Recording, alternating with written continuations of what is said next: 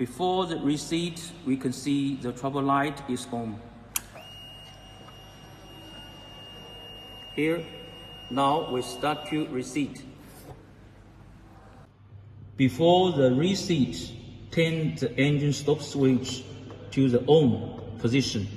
Press this key here. And now we wait for at least 15 seconds.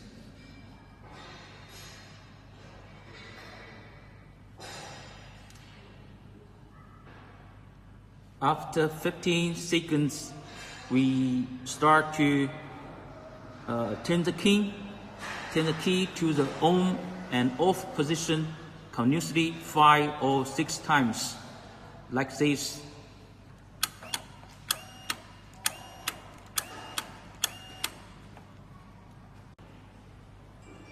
After this, we need to wait for another 15 seconds.